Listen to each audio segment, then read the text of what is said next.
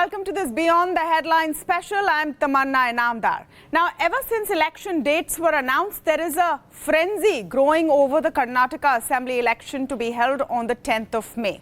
Today on this special, we're going to go in depth on why this particular Assembly election is such a big deal. We will be taking you through the political arithmetic of this crucial southern state and why, for both the BJP and the Congress, this becomes an election that neither can afford to lose. But while a lot of election coverage focuses on the numbers and analysis of it all, the fact is that it's an opportunity for voters to make their voice heard. Bengaluru has suffered in the last few years. Remember the techies who had to go to work on tractors because roads were flooded? Well, we've not forgotten. So we will also be focusing on issues that matter. But first, let's begin by setting the context to why the Karnataka election is the most exciting kickoff to this season of polls.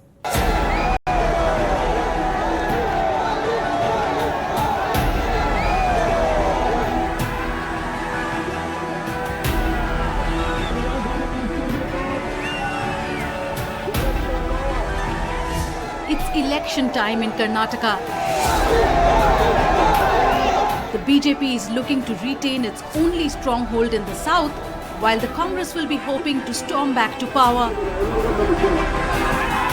Waiting in the shadows is H.D. Kumaraswamy's JDS. If neither party gets an outright majority, then he could play kingmaker. But first, the numbers that matter. Karnataka will be voting in a single phase on the 10th of May. The results will be declared on the 13th. The battle is for 224 seats in the Karnataka Assembly, where the majority mark is 113. There are more than 5 crore registered voters in the state. Out of them, around 9 lakh are first-time voters. The polling will be done across more than 58,000 stations to be set up by the Election Commission. By all accounts, it promises to be a cracker. A tough fight between the Congress and the BJP. Which brings us to the big issues that will play on the voters' minds. Bola Bharat Mata Ki! Bharat Mata Ki! Corruption is one of them. The BJP government has stumbled from one corruption case to another. Contractors say 40% commission has become the norm. The recent raid and arrest of BJP MLA Virupakshappa will also be fresh in public memory. Another issue is the caste and quota agitations. Lingayats and Vokkaligas have been asking for more reservation from the government. Chief Minister Bommai did increase the quota, but he did so at the cost of a 4% quota for Muslims. The Congress has promised to reverse that decision. Issue number 3 is urban infrastructure, especially in the capital, Bengaluru. The city's civic apathy has become notorious with pothole deaths and accidents almost every week. The Congress says it's a side effect of the BJP's corruption and misgovernance. Issue number 4 is the polarization campaign. The BJP has been drumming up the rhetoric on issues like Tipu Sultan and hijab. They also dabbled with the idea of banning halal meat. Much like in Gujarat last year, the party is banking on Prime Minister Modi to bring in the votes. The PM has already visited Karnataka 7 times this year. But the question is, will a central face help the BJP in a state where local support and caste loyalties are predominant? Only time will tell. For the Congress, it's a problem of plenty. They have announced candidates for 124 seats, which is more than half the field. But infighting remains a challenge.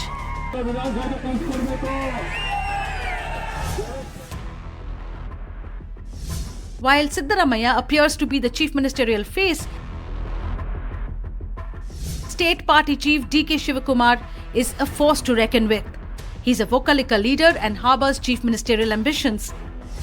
Another face to watch out for is B.S. Yediyurappa.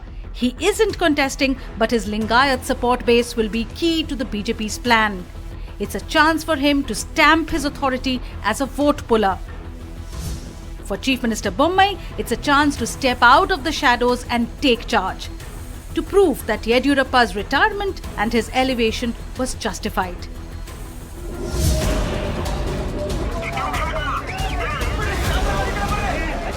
There are battles within battles looming in Karnataka. The results on 13th of May will set the stage for next year's general elections. A Congress victory would oust the BJP from southern India. It would also be a decisive mandate against a polarization campaign that was years in the making. And don't forget, Karnataka is an economic powerhouse. It makes up 8% of India's GDP and has cultivated key industries like IT, aerospace and defence.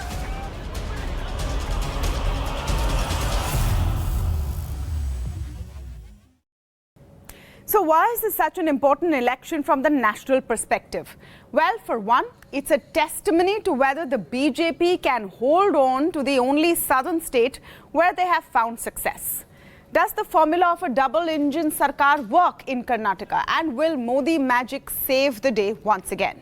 For the Congress, early polls suggest it's their battle to lose. Can the grand old party keep their act together, keep infighting and CM aspirations at bay? And will the Raga disqualification factor play a part? As the first major set of elections before 2024, where the BJP and the Congress are pitted against each other, this outcome will also be keenly watched as a barometer of public opinion. Will issues like hijab, Tipu Sultan, removal of Muslim reservation take precedence, or will poor infrastructure in urban areas become a big issue? One issue that's definitely making headlines is regional pride. A few days ago, there was a controversy over naming curd packets as dahi. This was quickly withdrawn after protests. This time, another fight has broken out over the entry of Amul into Karnataka. I'm going across now to my colleague Deepak Bopanna, who's on ground tracking the heat and dust of the Karnataka elections for more. Deepak, great to speak to you on this Beyond the Headlines special. I want to understand why these issues are becoming such a big deal ahead of the polls, and why is the entry of Amul, a national brand, such a big touch point right now? Well, for the people of Karnataka, they take great pride in being Kannadiga. They take great pride in indigenous products, which of course are known across the country. For example, now Nandini, of course, is a product that is well known not just in Karnataka but in many of the southern states, and also used in the northern states as well. Now, more importantly, we've seen the border issue, and we've seen how people have reacted. We've seen protests on the streets. You just mentioned, of course, the issue of dahi being mentioned on the curd, and there as well the issue of language has come up. We've seen multiple times protests as well take place, over language in Karnataka. Even metro boards having just, name boards in Hindi and English and not in Kannada drew a lot of criticism. Pro-Kannada activists even demanded that every outlet in Bengaluru should even have, boards written in Kannada. So there is, of course, a lot of pride involved in most of the aspects, and then comes politics as well. As far as this Nandini versus Amul issue is concerned, there is a concern among the community, which of course is indulging in manufacturing of milk or milk-related products, that if Amul makes a complete entry into Karnataka, the sales of Nandini-based products would go down. KMF, of course, which is already reeling under a lot of financial stress, would be burdened even more, and that's the reason they're expressing these apprehensions. Amul is a brand with a national footprint. Do they not have so much of a presence in Karnataka right now, and is that why there is also a concern? Or is it also now being put in towards, regional pride versus pushing down a national, quote-unquote, Hindi brand?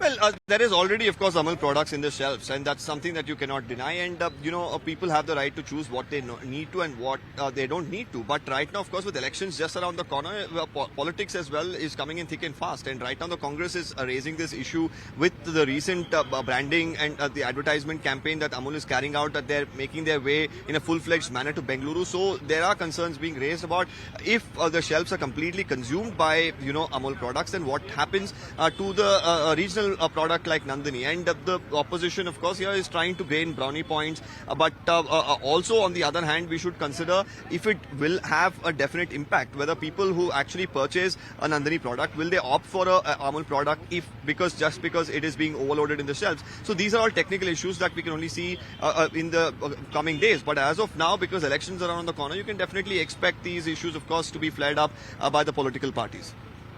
Thank you so much, Deepak Pubatna, there giving us the context of, how in election season everything can become an issue, and even innocuous sounding sort of ad by Amul has flared into a massive issue. All right, let's go into the political battle in a little more detail. Yashwant Deshmukh, founder and chief editor of C Voter, is with me today on the show. I'm speaking with Vijay, Prasad, spokesperson of the Karnataka BJP, and Aishwarya Mahadev, spokesperson of the Congress. Welcome to all of you, and thank you so much for joining us on this Beyond the Headlines special. We know that Karnataka is making the headlines every day, but I think it's worth explaining to viewers why this is such a big deal. Let me start with Yashwant Deshmukh. Yashwant, you've put out a poll which says that the Congress is well poised in Karnataka. Are you getting blowback for it? Because polls always upset one side or the other. What has been the reaction so far? I want to start by asking you that. Well, it's a normal thing. I mean, and particularly in case of Karnataka, for the last 4 elections, it's a seesaw kind of thing. Every time the polls are there, the trackers are there, the person who is leading will be always welcoming it, and the same person will forget it 5 years down the lane. So it's a normal thing to happen. I guess that's part of the democratic cycle. It's part of the freedom of expression. So I don't take it in that way. What I in fact see is that the seasoned politicians also now start, even with the bad numbers, they have started taking the things very seriously because they know it's the numbers which matter. They try to pick up the trends. They try to do the corrective measures, That's possibly the most sincere and mature way of dealing with the numbers. If the numbers are telling you are leading, then also you need to look into the data to understand which are the points where you might slip up in the run-up to the polls. And if your polls are saying that you are trading, that it's all the more becomes very important for you to understand why and where one is slipping. And there, so it's a part of a democratic exercise. Because let's be very upfront, Tamanna, that the elections, the exercise per se, only gives an option of once in 5 years. Whom did you vote for? But between these 5 years, it is the trackers where the public gets to have its say.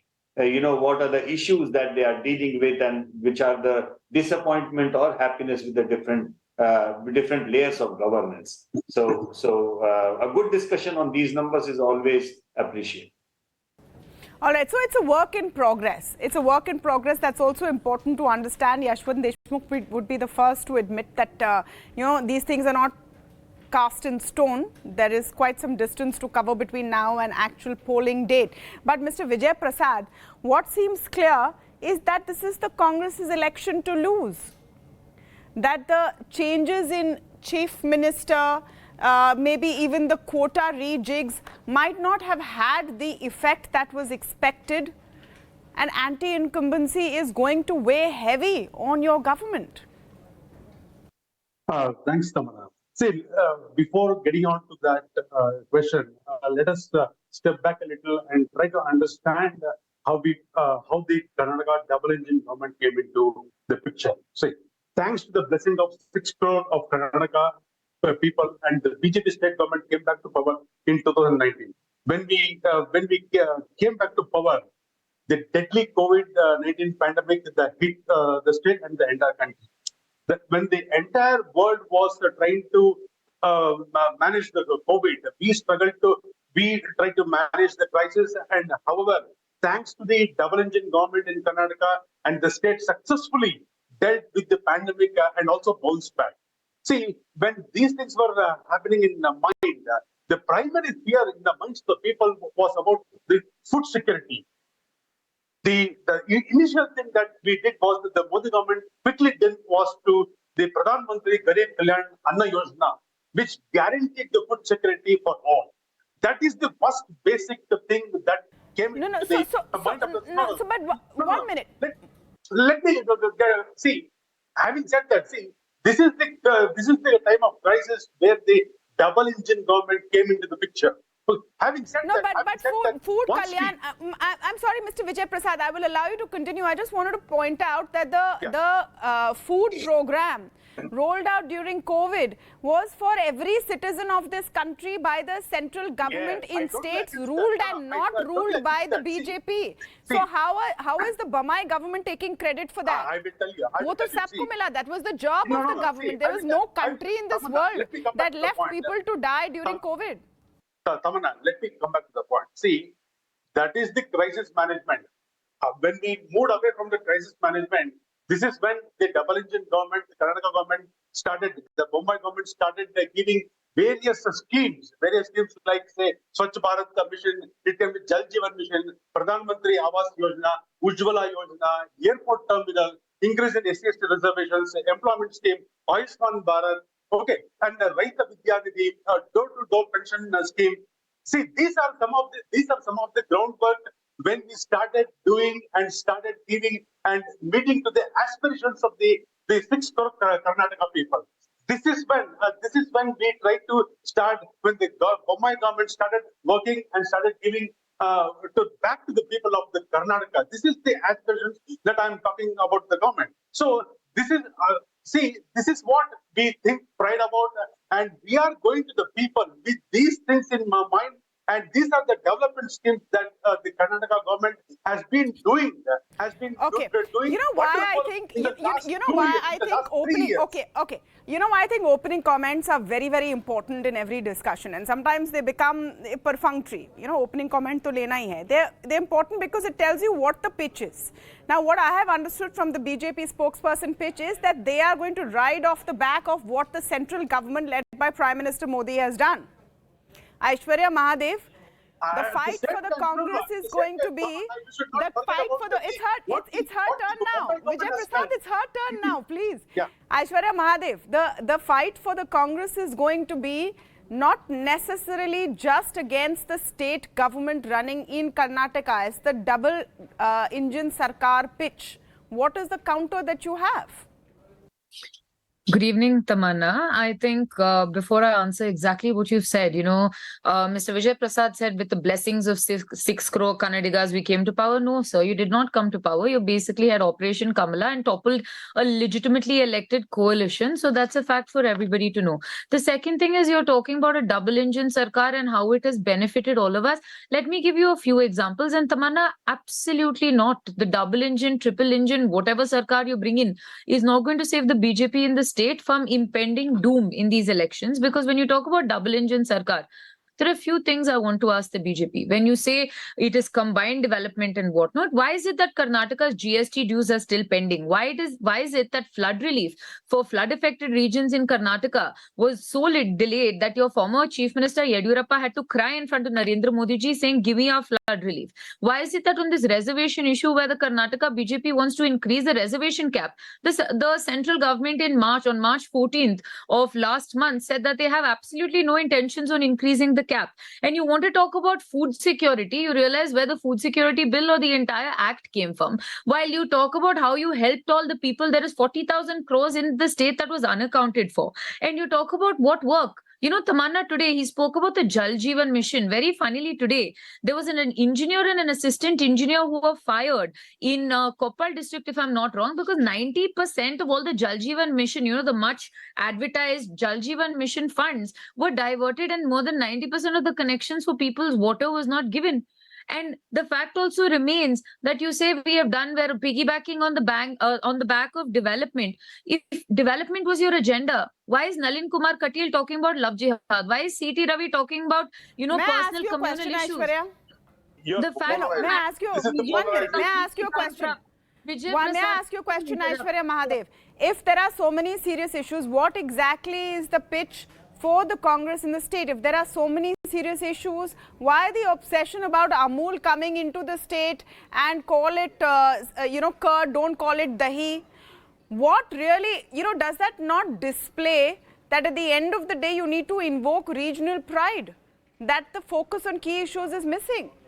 1 second, Tamanna, I think let's make it again very clear. The Congress has two planks. One is the fact that we have guarantees for the Kannadigas today. And the second is that the BJP is running a 40% commission government. But 3, do not at any point let those major issues take away from the fact that every single Kannadiga has immense pride in its institutions, immense pride in its history and its language. And we want to be served in our language, which we've been talking about repeatedly, whether it is being served in Kannada in regional rural banks, or even the recent case of a Bank of Baroda manager ill-treating a Kannada-speaking customer and said, learn Hindi. The idea of language imposition is extremely strong to us, one. The second thing is, I'll tell you the Kannada pride attached to KMF.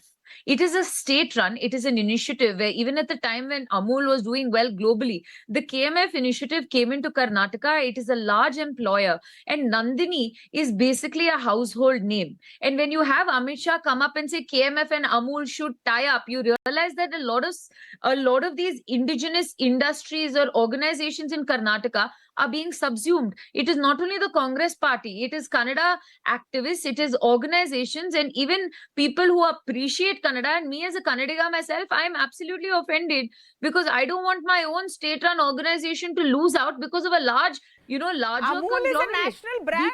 Amul is a national brand. Is Amul not available right now? Tamanna, Amul is, maybe distribution that way is different, but the way they want to market it, whether it is door-to-door delivery or the vast expansive network, we believe that there is necessary protectionism that has to be there for a Karnataka entity, because I am a Kannadiga first and then everything else. Vijay Prasad, this regional pride issue, is this something on which the BJP seems to be falling behind? It's the flip side of saying that you're backed by a national government. The perception that you're pushing down a national agenda. No. See, the main issue here is that Siddaramaiah and Congress, they are trying to defame the entire 6 crore Kannadiga by saying save Nandini. It is absolutely false, and they are doing utter dirty politics in the minds of the people of Karnataka. See, it is the Aishwarya. One by one, please. One by one. Yes. He did. One by one. Let him finish. Aishwarya Mahadev, let him finish. Yes. Let me speak. Aishwarya, it is time for me to speak. I need to counter you. So do it with facts. Otherwise, it's embarrassing for everybody. No. So, Tamanna, the problem is Congress and Siddaramaiah is trying to play dirty politics by saying save Nandini. It is the pride. Nandini is the pride of Kannadigas, and it is the pride of Karnataka, and it is going to be the pride of Karnataka and the Kannadigas. No brand can come and replace or dislodge Nandini at any cost.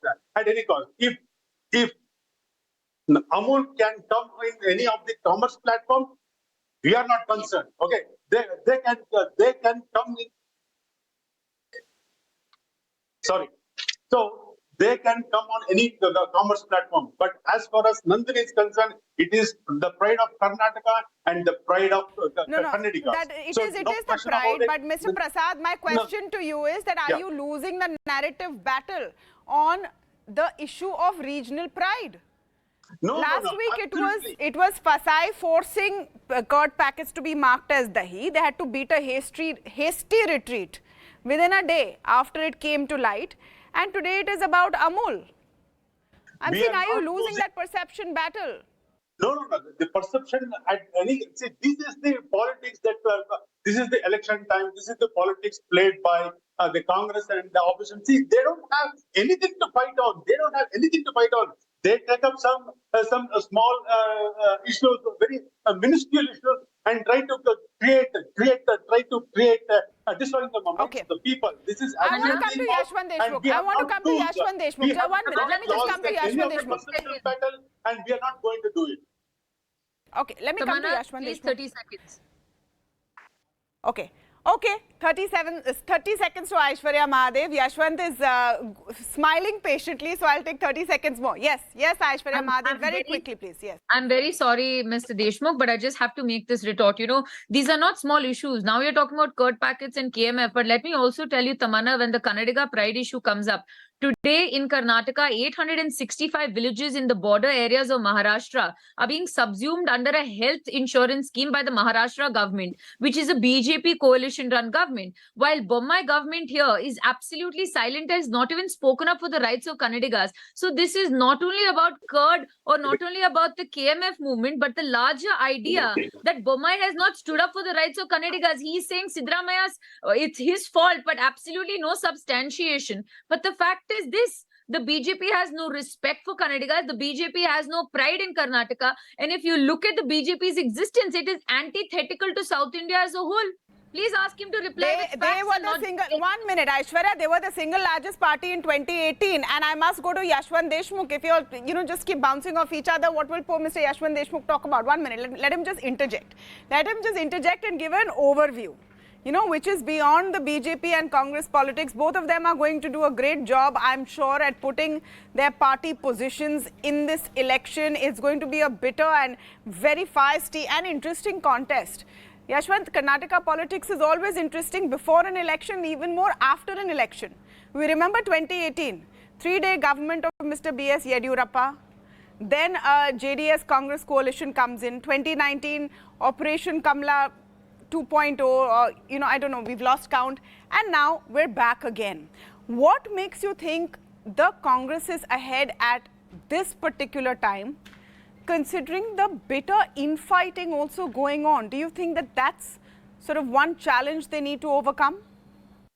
Well, Tamanna, anti-incumbency is a very, very natural and healthy thing to happen, honestly speaking. And we are looking, after decades of anti-incumbency verdicts in the last 20 years, we have been looking at the wave of a pro-incumbency verdicts that came in, and we have all sort of examples. You beat the anti-incumbency by what? I mean, number one, if you have a very popular chief minister, you beat the anti-incumbency, right? Like in the case of BJP, the cases of Assam, Himanta Biswa Sarma, and the cases of Yogi Adityanath in Uttar Pradesh. Or if you do not have very, very popular chief ministers, you have really strong organization, as in the case of it happened in Gujarat for the BJP, or in case of Uttarakhand for the BJP. And when these two things also do not work, then the overarching popularity of prime minister that works, and BJP can pull victory from the jaws of defeat in so many places that we have seen. But at the end of the day, when we call it a double engine sarkar, we must not forget, for majority of the states in BJP, which are under the rule of the BJP, this double engine sarkar is double engine, but unfortunately for them, the one engine is on the other side of the train facing the other side. That means majority of the BJP victories in state elections are courtesy the popularity of the prime minister. At least in the last 9 years, let's face it, very few states. As I said, actually, I can count only 2 states right now. That is Assam and Uttar Pradesh, where the CM's popularity has been a supplementary and the complementary role to the Prime Minister's popularity. So, this is where the problem of the BJP stand in Karnataka. They changed the chief minister, and Mr. Bommai is a long-term asset for them. I'm saying it with full responsibility, but poor chap has really big shoes to fill in. Mr. Yediyurappa, is for not without reason called parallel of Mr. Advani or for the BJP in the south. So let's be fair to him. It's a tough election for him. On the other hand, what has been working for the Congress is that 5 years of routine anti-incumbency, they have been on the ground. Congress organization in Karnataka has always been very, very strong. And then they have Mr. Siddaramaya's popular face to go along with that. The only trouble with the Congress is the infighting part of it. And when we say infighting, we have seen how many times Congress has managed to snatch defeat from the jaws of victory because of the internal skirmishes. So that is something which we have to watch out for. So even today, we have seen some supporters of Mr. Siddaramaiah in protest about, a secondary seat that he wants to contest from. I want a quick response from Aishwarya Mahadev on this. This is a serious issue between Mr. D.K. Shivakumar and Mr. Siddaramaiah. You have to get your house in order. And really, what will be the role of the central leadership in this? You know, everybody likes to blow that out of proportion, but till date, in the 166 seats that have been announced, it has been almost unanimous with the election committee as well as Mr. D.K. Shivkumar and Sidramaya. They both acknowledged that the larger picture, the bigger focus, is for the Congress to come back to power and serve the people of Karnataka. And Tamanna, for the same question you ask about two leaders of mine, I ask you about Baswaraj Bommai and Murugesh Nirani, Baswaraj Bommai and Yatnal, C.T. Ravi and Yediyurappa, and the fact that today Ramesh Jarkiholi, one of their big leaders and former ministers, is saying if in Athani you do not give Mahesh Kumtelli against former Deputy CM Laxman Savadi, I will quit politics in itself. So not everything is in order with the BJP also, plus the 40% commission government, plus the lack of Kannadiga pride, and the fact that they need to bring Narendra Modi ji more than 20 times to the state shows you the sort of defunct and absolutely deplorable manner in which the BJP is. My house is in order. We're on collective leadership. We're on a collective plank for progress for the state. It is the BJP that genuinely has issues that nobody seems to ask. So I'm asking them now, Tamanna. Okay. Just last comment from you, Yashwant, before we wrap this segment of our, special coverage. What is the national implication of this? And, before every large election, we love to project that what is the national implication. But for Karnataka, does that truly become very important? Number of seats in the Lok Sabha is 28, but more than that, the sort of perception game, if the Congress does win Karnataka, is that what will matter more in the run-up to 2024? Absolutely important, no doubt about that. It is the first state in the south where BJP managed to win majority of the Lok Sabha seats in 2019. So obviously they have a tall order to catch up, and somehow, going through all the lessons of history in electoral politics, I feel if the Congress wins Karnataka Assembly election, it will be good for the Congress, no doubt. They will be back in power in one of the most important resourceful states. Resources are important to contest the elections. But I somehow very weirdly also feel this could also be a blessing in disguise for the BJP, because at least that level of anti-incumbency will be gone off, and they could get a free slate and clean slate to start campaigning for the Lok Sabha election. Having said that, I have been a great proponent of the concept of the split vote ever since 2004 elections. I have been pointing and saying this thing aloud, that now in the 10 years, the split vote concept has really sunk in the Indian electorate. They are voting separately at the different layers. We have seen this very, very prominently in 2018 election, Tamanna. 2018, we had seen Rajasthan, Madhya Pradesh and Chhattisgarh booting out BJP, and within 4 months, within 4 or 5 months, giving one-sided election victory for the BJP in the Lok Sabha. So as far as the Lok Sabha is concerned, Tamanna, there is always a 10 to 20 point of what I call as Modi dividend for the BJP, So that remains to be seen. But yes, as far as Congress is concerned, if they manage to win Karnataka, it will be a great advantage for them. At least they will be seen in the contest. At least they would be win under the wings, and they would be seriously charging for 2004. At least they would be a good contest, Tamanna. And big fillip for Mr. Kharge as Congress president. He can claim another win. Well, we'll take a very short break at this point. I want to thank all of you for joining us on the first part of this special program. But for our viewers, our focus on the Karnataka election remains. And we've talked about the arithmetic, we've talked about the politics, we've talked about the numbers. But what about you? What about you, the voter, and specifically the urban voter? Next, we focus on the battle for Bengaluru. What are the issues that matter? We get your voices from prominent citizens and showcase what citizens really want from the next government that will come in. Stay tuned.